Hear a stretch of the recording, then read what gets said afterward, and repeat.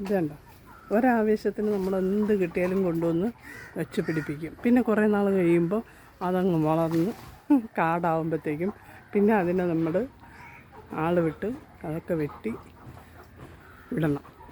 ഇതാണ് അവസ്ഥ. അതാണ്ടോ എല്ലാം കൂടെ കയറി ഇവിടെ മുരിങ്ങ, മറ്റേ നമ്മുടെ മുന്തിരി, അതായത് എല്ലാം കൂടെ കയറി പടർന്ന് അതിൻ്റെ കൂടെ കോവലിൻ്റെ വള്ളി കയറി അതങ്ങ് മേളിൽ പോയി. ഒരു കോവയ്ക്ക പോലും നമുക്ക് കിട്ടില്ല. പന്തൽ ഒന്നും ഇട്ട് കൊടുത്തില്ലായിരുന്നേ.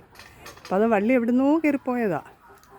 അങ്ങനെ ഇപ്പോൾ ഇതാ കണ്ടോ, ഇവിടെ എല്ലാം ഒരു വെട്ടവും വെളിച്ചവും ഇല്ലാതെ നിൽക്കുകയായിരുന്നു. അപ്പോൾ ഇതിനതാ ഇന്നതാ എല്ലാം ഇതാ വെട്ടി ഒഴിവാക്കുകയാണ്. ഉണ്ടോ? പിന്നെ ഇവിടെ എത്ര സൂര്യപ്രകാശം കിട്ടിയാലും ഇവിടെ ഒന്നും വയ്ക്കാൻ പറ്റില്ല കേട്ടോ. ചെടികളൊന്നും വയ്ക്കാൻ പറ്റില്ലെന്ന് വെച്ചാൽ നമ്മുടെ കോഴിക്കുഞ്ഞുങ്ങളെ ഞാൻ കുറച്ച് സമയം തുറന്നു വിടുമ്പോൾ അവരെല്ലാം റെഡിയാക്കി തരും. അവരാദ്യം ഓടി വരുന്നത് ഇവിടെയാണ്. അത്രയ്ക്കുള്ള സ്ഥലമേ ഉള്ളൂ ഇതിനകത്ത്. ഞാൻ കുറച്ച് സമയം ഒരു അരമണിക്കൂറൊക്കെ അവരെ തുറന്ന് വിടാറുണ്ട്. അവർക്കൊന്നും അവരെ കൈയും കാലും ഒക്കെ ഒന്ന് അനക്കണ്ടേ.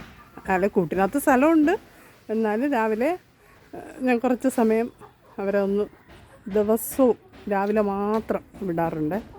അപ്പം അവർ വന്ന് എല്ലാം റെഡിയാക്കി തരും. അത് കാരണം ഇവിടെ കണ്ടാ ഇങ്ങനെ കൂവ നിൽപ്പുണ്ട്, ഇച്ചിരി മഞ്ഞളോ അങ്ങനെയൊക്കെ ഇവിടെ വയ്ക്കാൻ പറ്റത്തുള്ളൂ. ആനിക്കുട്ടി ഇതിൻ്റെ ഇടയിൽ വരെ വന്നതാണ്. നിറച്ച് നിറഞ്ഞിരിക്കുക. അതിൻ്റെ കടി കിട്ടിയപ്പോൾ ആനക്കുട്ടി ഓടിക്കളഞ്ഞു അല്ലേ നീ? കണ്ടോ ഇതിൻ്റെ ഇടയിൽ ഒരു മൂട് കറിവേപ്പ് നിൽപ്പുണ്ട്. അതിപ്പോൾ ഇച്ചിരി പിടിച്ച് വന്നതാണ്. അല്ലേ? അപ്പം അതിനും കൂടെ ഇത്തിരി പ്രകാശമൊക്കെ കിട്ടട്ടെ.